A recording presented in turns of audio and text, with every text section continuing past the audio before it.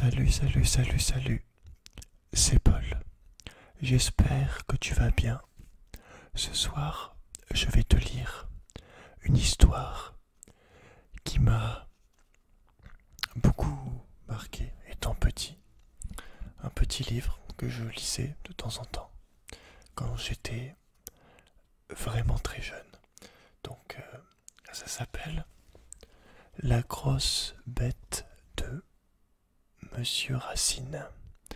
Tu vas voir, c'est très spécial. Alors, donc, on est parti.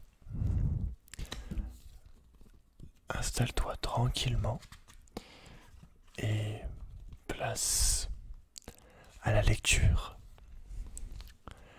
Monsieur Racine, receveur des contributions directes en retraite, vivait paisiblement dans une villa retirée. Il était heureux à sa façon, allant, venant, les pieds à l'aise, surveillant les oiseaux et les nuages, et bricolant dans son petit jardin. Dans ce jardin poussait un poirier dont Monsieur Racine était très fier. Il portait des fruits d'un parfum et d'un goût extraordinaire. Alors quand même, je tiens à te préciser, je tiens à te faire remarquer que je me rappelle avec toi, regarde. Monsieur Racine tient une pipe à la main. C'est une pipe courbée, exactement comme on s'est servi hier. Alors je peux te dire que Monsieur Racine, c'est une belle personne, à partir de ça. Ouais, j'espère que tu vois bien. Je suis peut-être un peu loin, mais normalement ça devrait aller quand même. Tu mets en pause et tu as une petite idée. Voilà, je te rapproche un petit peu. On continue, tranquillement. Les poires de cet arbre lui avaient valu de nombreux prix au concours agricole de la région, et des millionnaires avaient offert d'acheter très cher la récolte. Que ferais-je de tout cet argent, pensait Monsieur Racine. Les poires sont à moi, je les aime, je les mange. Elles ne sont à vendre ni en gros, ni au détail. Monsieur Racine était un homme heureux, mais un matin, hélas, 3 fois hélas, il s'aperçut que toutes ses poires avaient disparu. Alors là, on voit sur la droite Monsieur Racine au prix agricole, donc qui gagne des prix, qui est vachement fort, quoi, avec ses fruits, ses légumes. Et là, on voit Monsieur Racine par sa fenêtre, qui se rend compte que ses poires ont disparu. Je me dépêche parce qu'il y a quand même pas mal de pages, l'air de rien. Alors, en menant son enquête dans l'enclos, il remarqua de curieuses empreintes que le voleur avait laissées derrière lui. Oui, des empreintes vraiment étranges. C'était comme si la terre avait été foulée par un gros pilon plutôt que par des pieds. C'est renversant, véritablement renversant, s'écria-t-il. Il n'y aurait qu'un jeune éléphant pour avoir laissé de telles traces. Une poire pendait, immobile, à une haute branche. Ah, il en reste une, dit Monsieur Racine. Le maraudeur viendra sûrement la chercher, et je lui donnerai alors sur place la punition qu'il mérite. Il alla chercher du fil, en attacha un bout à la poire dorée, et l'autre à la sonnette qui pendait à l'entrée de la ville. Puis, il passa son vieil uniforme de cavalier et se sangla dans la cuirasse luisante. Face à la porte ouverte, il attendit tout le jour, son sabre sous la main, prêt à servir. Les heures s'écoulèrent et Monsieur Racine s'endormit. Donc là, je te montre. Là, on voit Monsieur Racine qui mène son enquête dans le jardin. Et là, oh, attention, j'ai le micro qui me tombe dessus. Et là, on a Monsieur Racine qui est positionné devant sa porte, dans son canapé, avec son armure, avec son uniforme. Il attend petit voleur de poire, avec la pipe posée là dans son cendrier, en plein milieu du cendrier. Par contre, ça c'est pas sérieux. Mais bon, on fait comme on peut, hein. Le soir tombait lorsque soudain la sonnette se mit à tinter timidement. Notre justicier se leva d'un bond et saisit son sabre. Oh, sapristi! Là, dans le crépuscule, se tenait une bête qui était bien la chose la plus étrange que monsieur Racine n'eût jamais vue. C'était à peu près de la taille d'un jeune veau. De loin, on eût dit un tas de vieilles couvertures. De longues oreilles flasques pendaient comme des chaussettes des deux côtés d'une tête dont on ne voyait pas les yeux. Une crinière hirsute couronnait un museau tombant. Les pieds ressemblaient à des souches et les genoux flottaient dans une peau trop large. Ça ne faisait aucun bruit. La colère de monsieur Racine fit place à la curiosité.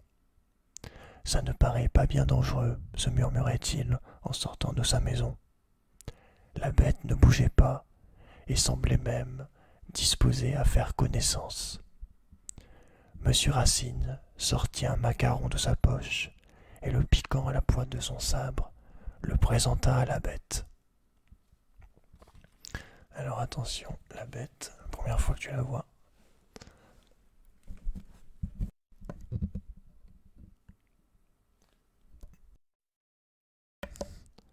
Donc voilà, on voit une espèce de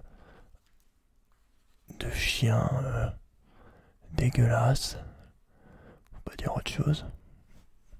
Le micro qui fait que de me tomber dessus. Attends. On va régler ça parce que un petit peu relou. Tu en conviendras. Allez, arrête de faire le con s'il te plaît. Et en fait il me manque une vis donc j'ai un peu la flemme d'aller la chercher, il me manque une partie. Allez, on va dire que c'est bon. On va dire que c'est carré. Alors, on continue.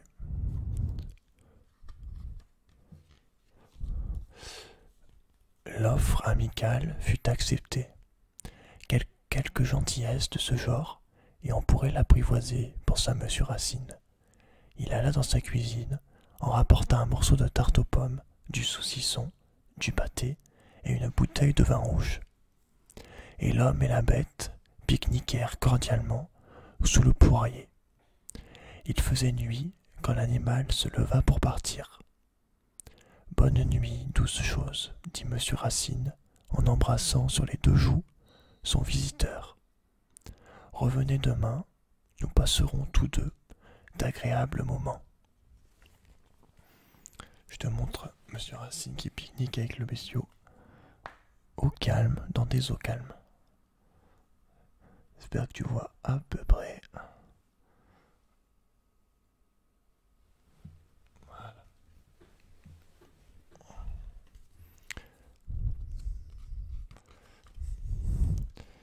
Depuis ce jour, la bête revenait à chaque fin d'après-midi, et chaque nuit, elle disparaissait dans la forêt d'où elle était venue. Elle était surtout friande de biscuits, de chocolat et de crème glacée.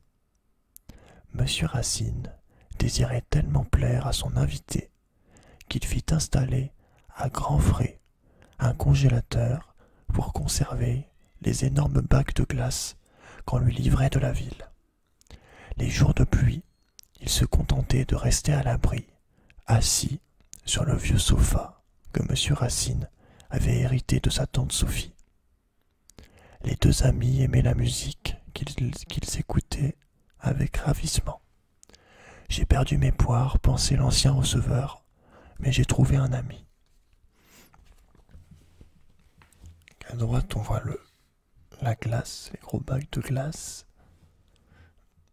Et à gauche, enfin là, et monsieur Racine dans avec la bête dans le canapé, posé, tranquillement.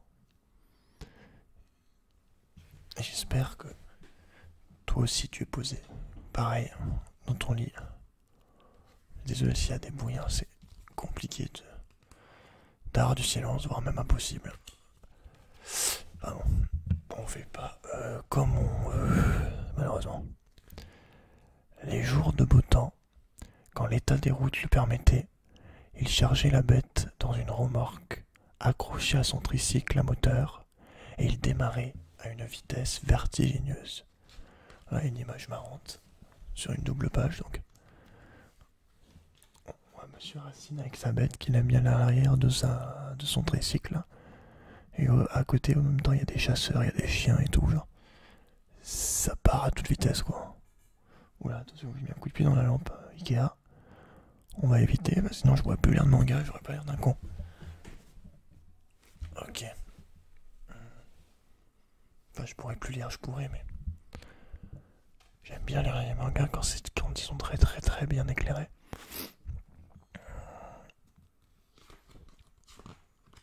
Alors... L'animal était folâtre, et Monsieur Racine lui aménagea tout un terrain de jeu pour qu'il puisse s'y ébattre à son aise. C'était un beau spectacle de voir le vieil homme et son protégé s'y détendre ensemble. Là on a une espèce de toboggan que même Monsieur Racine ici met. Genre le mec, j'ai envie de dire, il a raison. Hein. Et là on a une balançoire.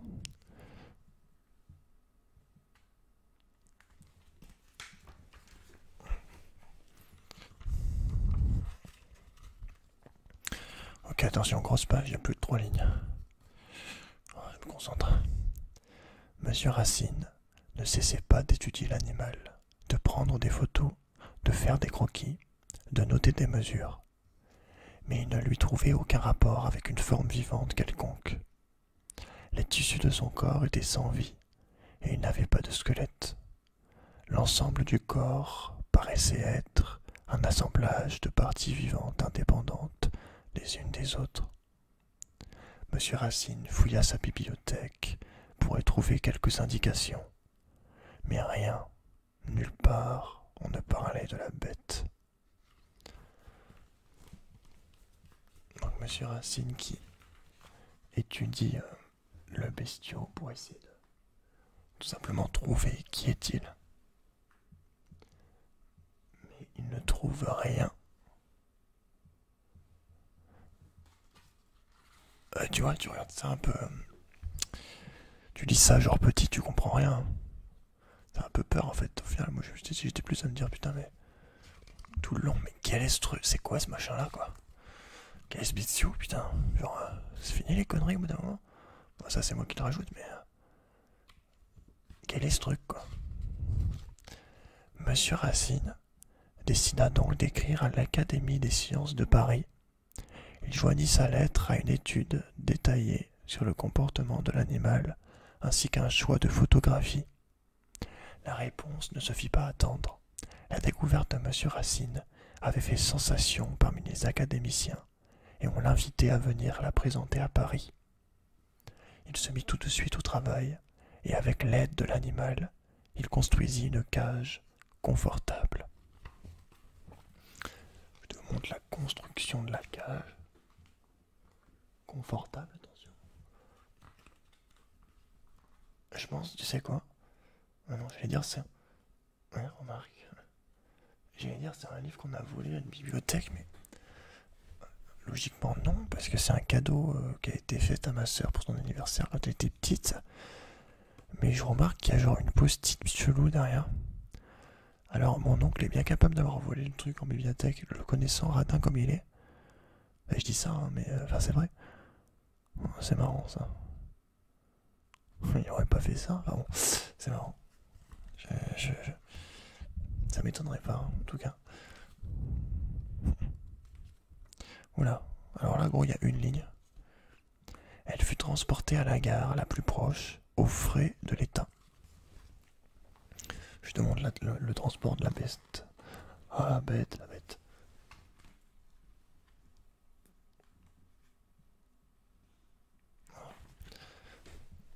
pas évident de tendre les bras et tout. Au début, je voulais lire accroupi, mais en fait, enfin accroupi, non, enfin les jambes en, tu sais, en croisé, mais c'est pas évident avec le micro. Je suis pas trop le choix en fait. L'arrivée à Paris fut triomphale. Le président du conseil municipal lui-même souhaita chaleureusement la bienvenue à ce nouveau prodige français. Des musiques militaires escortèrent nos amis jusqu'à leur hôtel. Partout se trouvaient des reporters et des photographes. Là, je te montre le succès avec tous les gens qui sont en mode waouh, trop bien le truc et tout. Là, genre, il y a une trompe, le machin, il y a des cheveux et tout.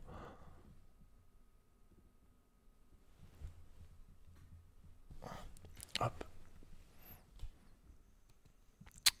Bien, partout se trouvaient des reporters et des photographes. Alors, oui, encore quelques pages quand même.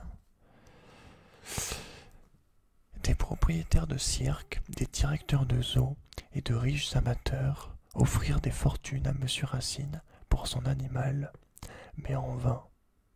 Que ferais-je de tout cet argent, répétait-il. La bête est mon ami, et on ne vend pas ses amis. Laissons donc les choses comme elles sont.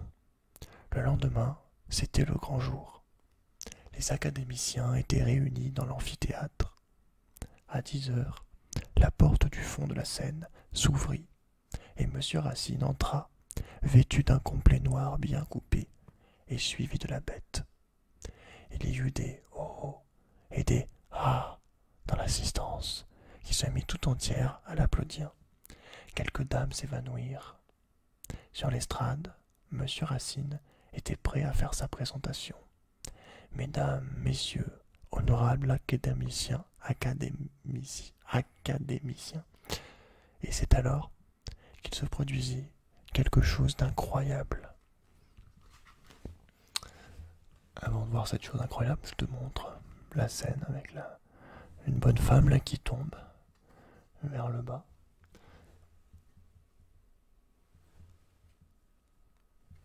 Voilà. Ah. Ouh, attention, attention, le suspense est insoutenable. L'animal, qui était toujours resté silencieux, éclata nerveusement d'un rire bête. En se secouant et se tortillant, il se fendit et se mit en pièces, et d'un tas de peaux et de chiffons sortirent 2 enfants. L'assemblée, d'abord muette et frappée de stupeur, se déchaîna en un vacarme épouvantable. Ce fut la panique. On appela la police pour évacuer l'amphithéâtre. Alors là, voilà. Ils sont contents, ils ont fait les malins. Hein, au lieu de faire des top à Fortnite, ça fait les cons, hein, ça se déguise.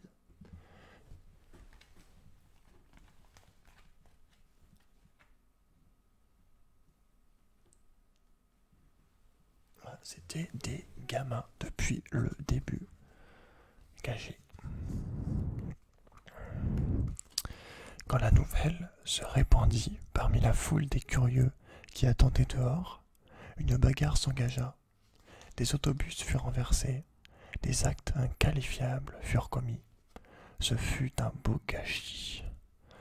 Bon là, il y a plus ou moins tout le monde qui se fout sur la gueule, Il y a un mec qui est en train de peindre un autre en jaune, enfin bon, ça n'a aucun sens. Les gens, enfin bon, attends, j'ai envie de te dire, what the fuck, quoi, qu'est-ce qui se passe, les mecs, calmez-vous, au bout d'un moment. À un moment donné, on va pas s'exciter parce que 2 enfants ont fait une petite plaisanterie quand même. Mais non, mais il faut arrêter, il y a un moment où... Enfin bon, hein, ça c'est comment la vie quand même, mais... Bah. En tout cas, il y a du monde, hein, si tu veux voir les... En vrai, les dessins, ils sont assez drôles, il y a plein, c'est un peu n'importe quoi, mais... Genre là, regarde, t'as une meuf qui a monté en haut d'un truc, t'en as un qui a un parapluie dans la tête, t'as un bébé qui est en mode... qui part à toute vitesse, t'as une femme qui met son poing dans la bouche d'un mec, t'as T'as un gars sur une voiture, l'autre il essaye de le taper avec sa raquette. Pendant ce temps-là, au-dessus, t'en as une qui lui balance de l'eau. Le mec en voiture, l'autre il mord son volant, le policier. L'autre il envoie du parfum dans la bouche de la machin, il balance la table, le bus c'est n'importe quoi, le vélo il manque un truc. Il y a un mec en train de voler là, non. Enfin, ouais, des trucs vraiment chelous, rien. Écoute, on va passer à la dernière page. Monsieur Racine, qui avait le sens de l'humour, trouva la farce à son goût. Après avoir félicité les enfants pour leur ingéniosité et leur endurance, il leur fit faire un tour dans la capitale. Puis, ils rentrèrent tous à la maison, et les enfants furent rendus à leurs parents, de braves paysans qui habitaient de l'autre côté de la forêt. L'année suivante, Monsieur Racine eut une nouvelle récolte de poires qu'il fut tout heureux de partager avec ses deux jeunes amis. Et il a mis la tête de la fausse créature. Il a accroché chez lui en souvenir de cette folle aventure.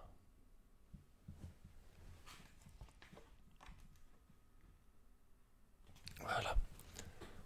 C'était laborieux, surtout au niveau des bras. Et j'espère que ce livre t'a plu. Il est assez vieux, mais franchement, il est quand même original. 1987, dépôt légal 94. Texte Adolphe avec l'école des loisirs, édition langue française. Le truc de base, le texte de base date de. Le titre de base date de 71 et écrit audition originale de Beast of Monsieur Racine. Marrant, en tout cas, il a une pipe directement en première page, pas d'emblée, mon gars. Le livre de l'enfance, le mec a une pipe. C'est un signe, je pense que oui. Bon, et ben voilà, n'hésite pas à me dire ce que t'en as pensé, surtout, je serais très curieux de savoir. Car, voilà, j'ai prévu, si j'arrive à retrouver des petits livres comme ça, surtout les livres que j'aimais bien petits, que j'ai lus plusieurs fois, qui m'ont marqué, j'ai bien envie de les relire. Maintenant je te laisse parce que y a la voiture qui nettoie les rues, donc bonne nuit. Fais de beaux rêves et prends soin de toi. Allez, salut.